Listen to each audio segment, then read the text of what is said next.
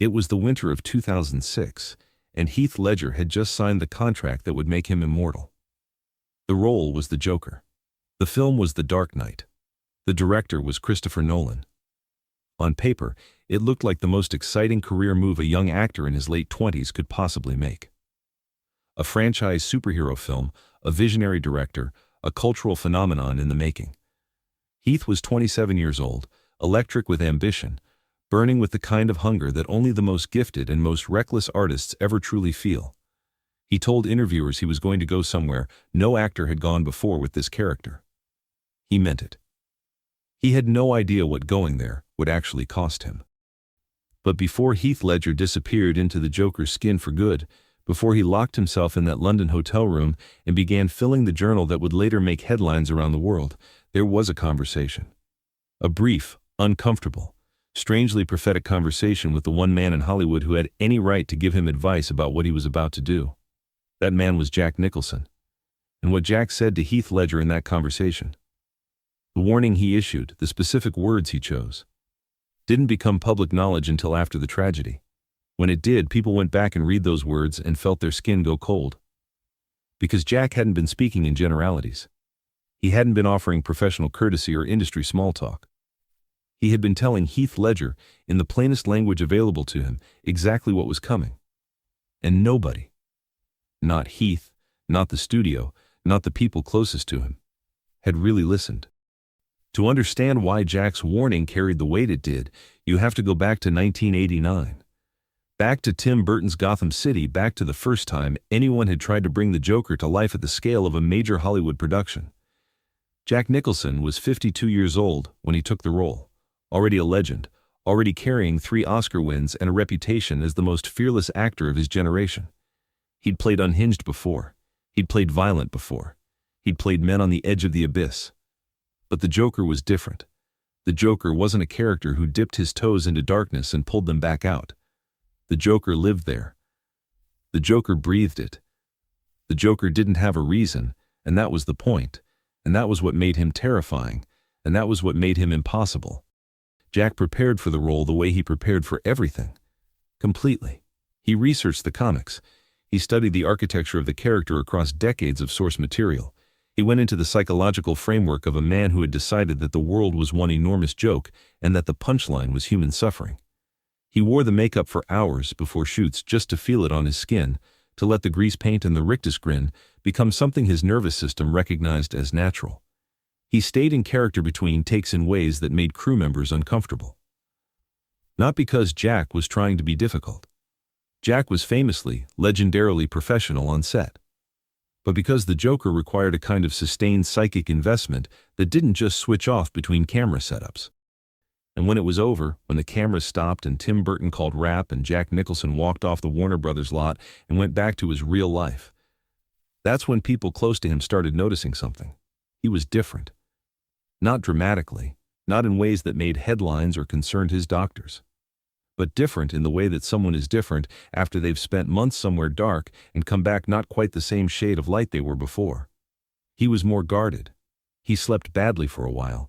He told friends that certain thoughts, certain Joker thoughts, a certain way of looking at the randomness and cruelty of the world, kept surfacing uninvited, like oil rising through water. It took time. It passed. But it had happened, and Jack knew it had happened, and he filed it away. 17 years later, when the news broke that Heath Ledger had been cast as the Joker in Nolan's reboot, Jack's first instinct, according to people who were around him at the time, wasn't competitive. It wasn't territorial. It was something quieter and more unsettling than either of those things. It was concern. Real concern. The kind that comes not from sentiment or from professional rivalry, but from having been somewhere and knowing what the terrain looked like and looking at a young man who was about to enter it and feeling the weight of what you knew. The two men had met before, at industry events, at the occasional party, in the way that everyone in a certain stratum of Hollywood eventually meets everyone else. They weren't close. But Jack reached out. The specific mechanism of how the conversation happened, whether it was a phone call, whether it happened at a mutual friend's home, whether it was a brief exchange at a social event, has been reported differently by different sources over the years.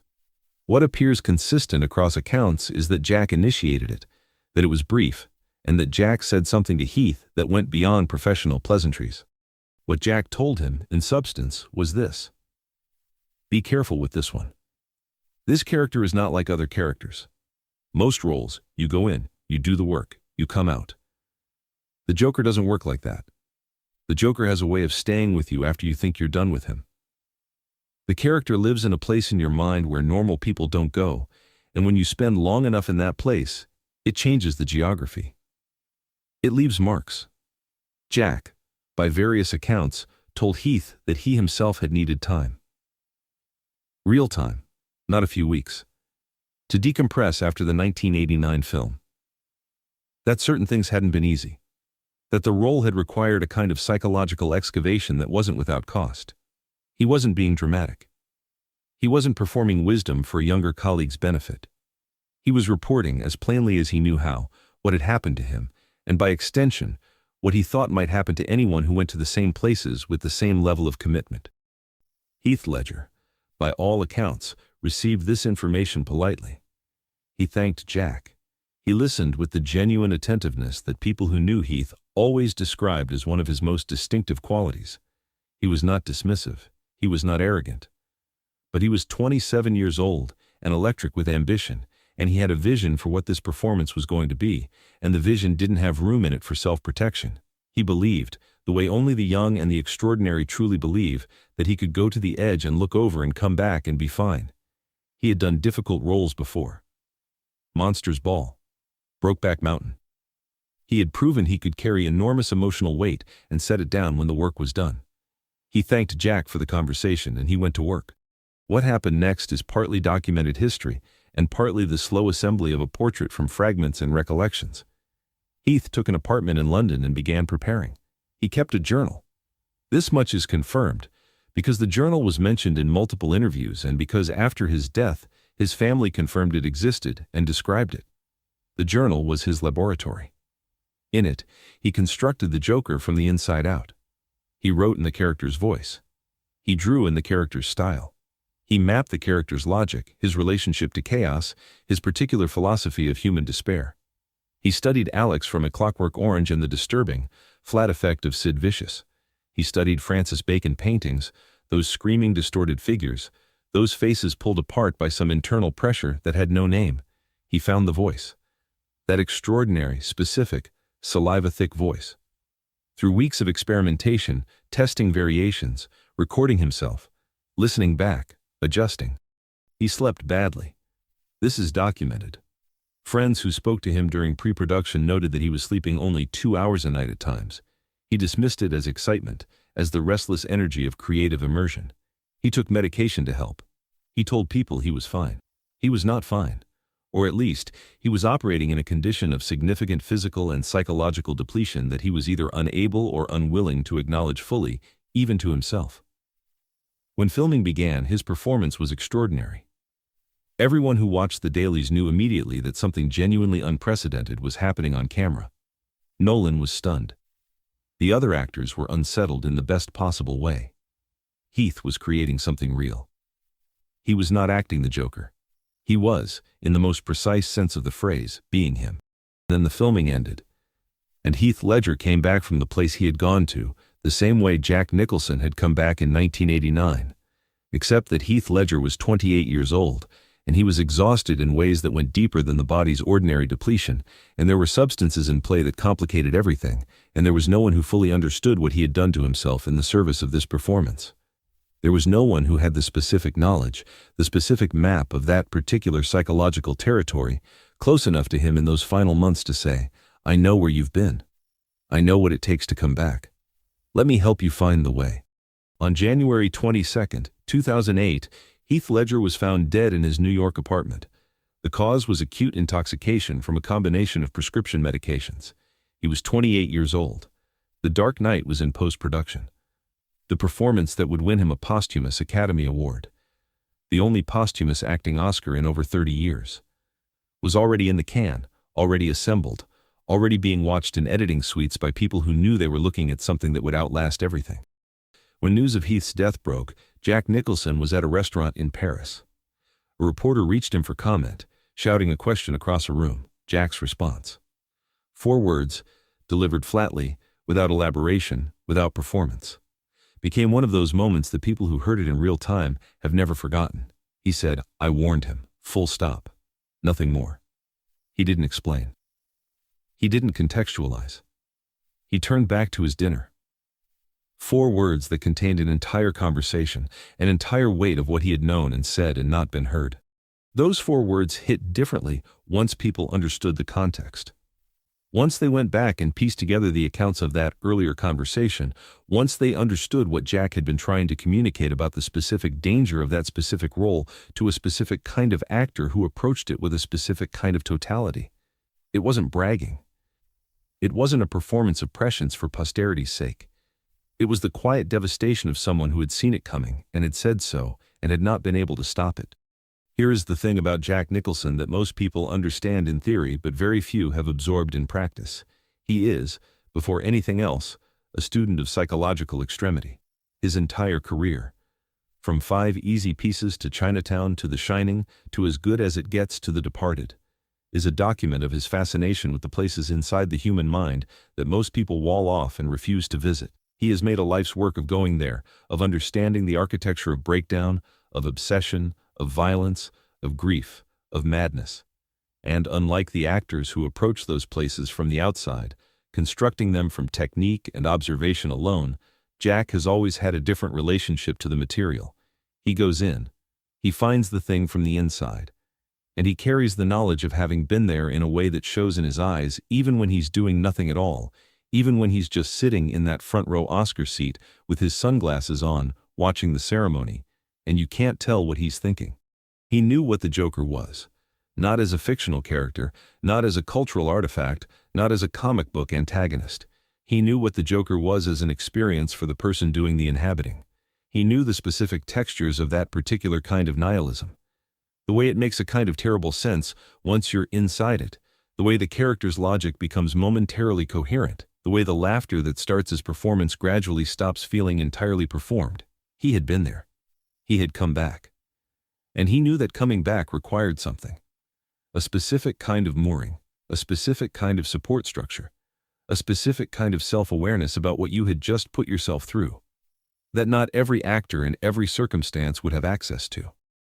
What Jack could not have known, could not have anticipated even with everything he understood about the role, was the specific constellation of circumstances surrounding Heath's preparation. The isolation of the London apartment, the journal that became a sealed world, the sleep deprivation, the medications, the age. Because youth, which feels like armor, is in this context closer to a liability, because youth believes in its own invulnerability in ways that middle age has long since learned not to. Jack at 52 had a self-protective instinct honed by 3 decades in the industry, by 1,000 experiences of going to the edge and knowing where the edge was. Heath at 27 had talent and courage and vision, all of which were extraordinary, and none of which told him where the edge was until he was already past it. There is a version of this story that is simple. A young actor took a demanding role too seriously, and it destroyed him. That version is not wrong, exactly, but it is insufficient. It leaves out the specific character of what the Joker demands, the specific nature of the psychological excavation the role requires, the specific cost that comes with inhabiting a mind that has no floor. It leaves out Jack's warning, which was not a warning about method acting in general, but about this character specifically, this particular piece of psychological real estate, this particular species of darkness. It leaves out the fact that Jack had a map, and that he offered it, and that the map was not used. It also leaves out something more uncomfortable, something that the industry has never quite confronted directly. The question of who bears responsibility for an actor's psychological safety. When a director asks an actor to go somewhere extreme, to spend months in states of mind that a functional human being would normally never access, to perform emotions and behaviors and psychic conditions that are genuinely destructive to experience. Whose job is it to make sure that person can find their way home? Christopher Nolan has said publicly that he didn't know the full extent of what Heath was doing in preparation, that the journal and the isolation and the sleeplessness were not things the production was monitoring or managing. And that is probably true, and it is also not entirely comfortable as a position, because someone knew Heath well enough to know that something was not right, and the apparatus of a major Hollywood production rolled forward regardless. Jack Nicholson has said very little about Heath Ledger beyond those 4 words. He is not a man who elaborates when he has already said the essential thing. But people close to him have noted in the years since that he carries the weight of that conversation. Not with guilt. Because what could he have done differently, having said what he said? But with a kind of sorrow that has no easy resolution. He gave the warning. The warning was not enough.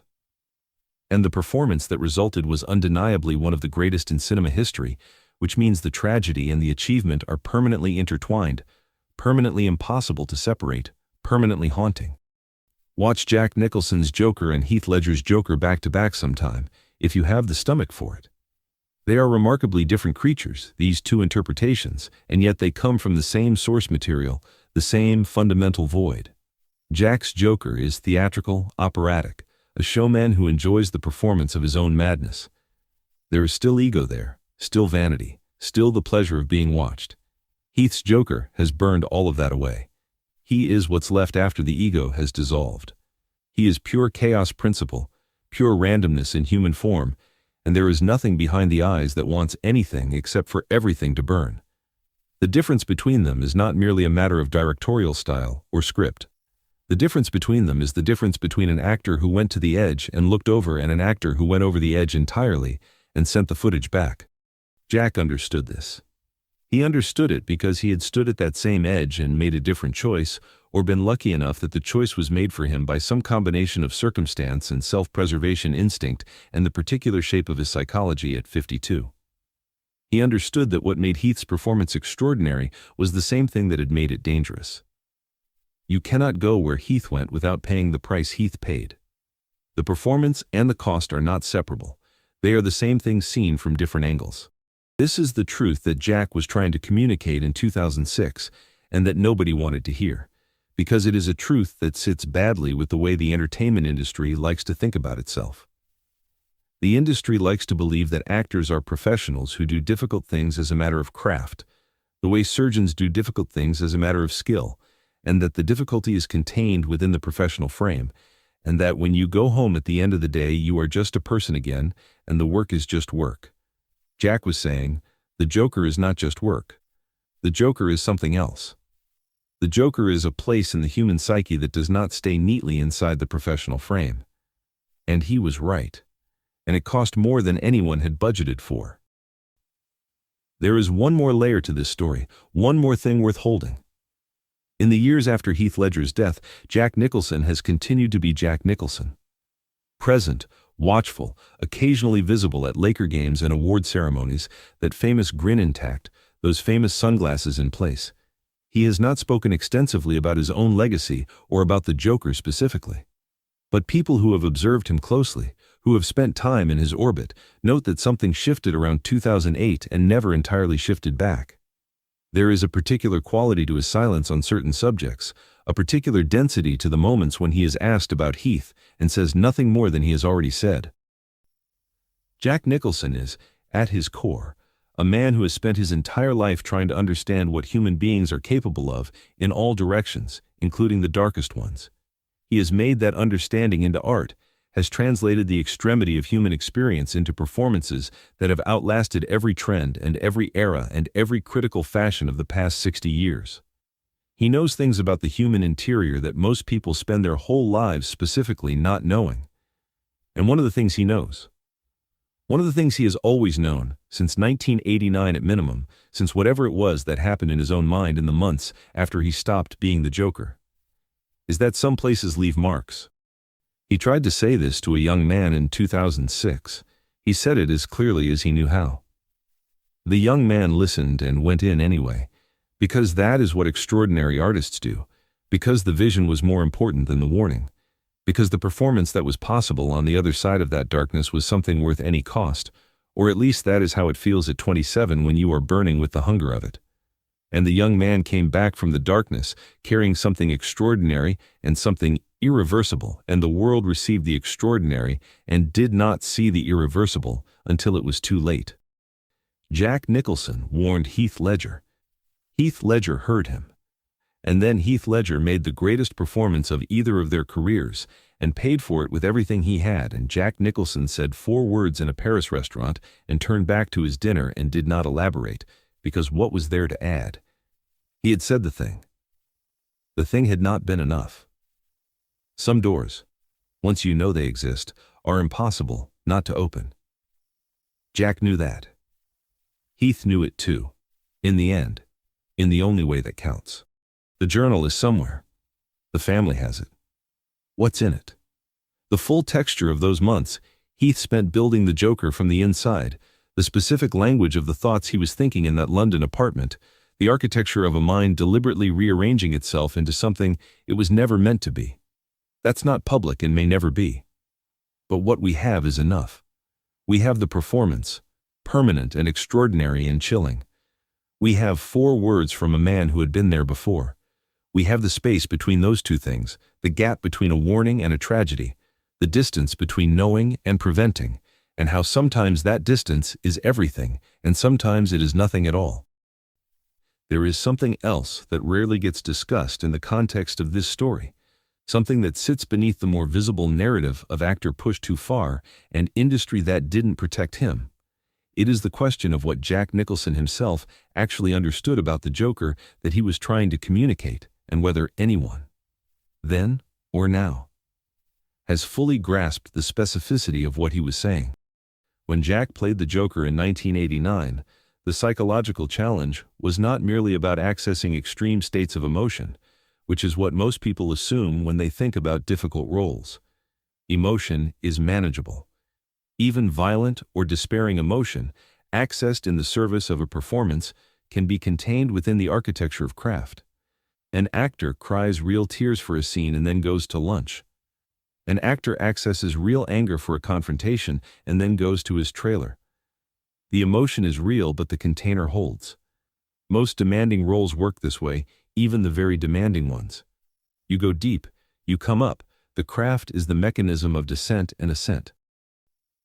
The Joker doesn't work like that, and this is what Jack was trying to explain. And this is what is genuinely difficult to communicate to someone who hasn't experienced it. The Joker's specific challenge is not emotional depth. It is philosophical coherence. To play the Joker convincingly. Not as a cartoon villain, not as a pantomime of menace, but as the thing the character actually is, which is a perfectly consistent worldview that happens to lead to catastrophic conclusions. You have to make that worldview make sense from the inside. You have to find the internal logic, the emotional truth, the lived experience of a person who has genuinely concluded that nothing means anything, and that this is not a tragedy but a liberation. You have to get there, not by pretending to believe it, but by actually believing it, at least provisionally, at least long enough to build a performance from. And that provisional belief is the thing that leaves marks. Because the human mind is not good at maintaining clean boundaries between, I believe this temporarily for artistic purposes, and I believe this. The thoughts you practice thinking become the thoughts you think. The perspective you inhabit, even in service of fiction, reshapes the perspective you bring back to the real world. Jack knew this. He had felt it happen to himself. And he could not convey it to Heath in a way that was concrete enough to be actionable, because the thing he was describing is ineffable. It is the kind of knowledge that can only be acquired by experience, which is precisely the reason the warning came too late. There is also a temporal dimension to this that is worth understanding. Jack spent approximately 4 months in active production on Batman in 1989. Heath spent closer to a year in preparation and production on The Dark Knight. 4 months versus 12. The difference is not merely quantitative. Extended immersion changes the nature of the psychological residue. A summer spent somewhere strange is a memory. A year spent somewhere strange starts to feel like a home. The thoughts and patterns and ways of seeing that Heath cultivated in that London apartment. They had 12 months to establish themselves, to put down roots, to become automatic. That is a different kind of exposure than what Jack had experienced, and it is likely that even Jack's warning, accurate as it was about the general territory, underestimated the specific gravity of what happens when the immersion goes that deep for that long. Heath was also, and this matters, doing something categorically more extreme than what Jack had done in terms of the character's psychology. Jack's Joker, for all its brilliance, is recognizably human. He has desires. He wants things. He wants Batman dead. He wants Vicky Vale. He wants credit for his crimes. He wants the city to appreciate his artistry. He is a personality, disturbed and violent and warped, but a personality nonetheless. There is ego. There is vanity. There is the specific pleasure of a showman in his performance. These are human anchors. They kept Jack tethered. They provided the psychological scaffolding that allowed him to build the character without losing the load-bearing walls of his own selfhood. Heath's Joker has none of that, deliberately, specifically, by design and by choice. The character in Nolan's vision is not a personality. He is an absence, a void wearing a human face, a principle of chaos that has consumed everything that was once a person and left only the residue of destruction. He does not want. He does not desire. He does not have an ego to protect. He is only the function, which is entropy, which is dissolution, which is the demonstration that everything people cling to. Order, meaning, morality, the social contract, is a joke, and they are all living inside it. To create that from the inside, to build a character defined specifically by the absence of the things that make a person a person. Self-interest, self-preservation, the baseline desire to survive and continue, requires a kind of psychological surgery that Jack had never performed and could not have fully warned against.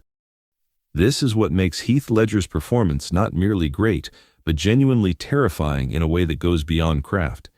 It is not the performance of a man who found a character. It is the performance of a man who became something that required the partial dismantling of himself. And the dismantling, once it begins in earnest, does not stop neatly at the edges of the working day.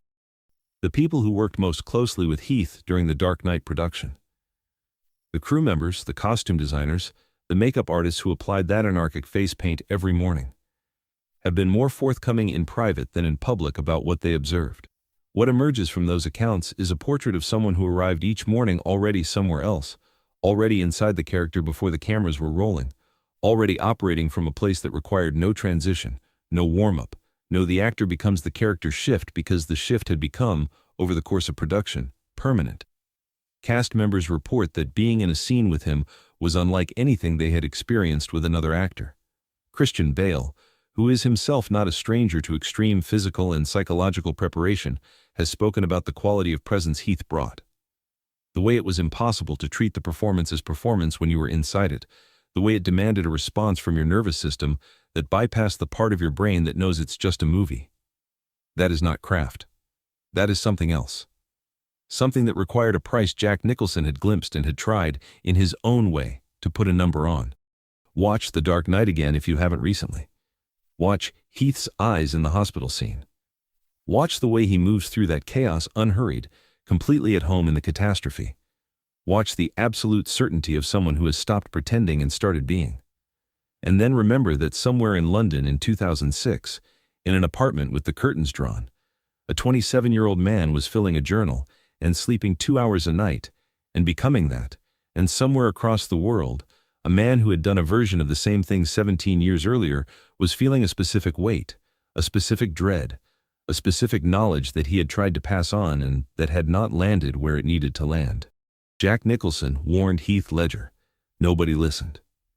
And the performance that resulted was so extraordinary and so complete that we are still sitting with its consequences, still unable to look at it without feeling the full weight of what it cost, still unable to separate the achievement from the absence of the person who made it. That is the story. That is the whole story. Some warnings come from people who have genuinely been where you're going. Some prices are paid before anyone understands the currency.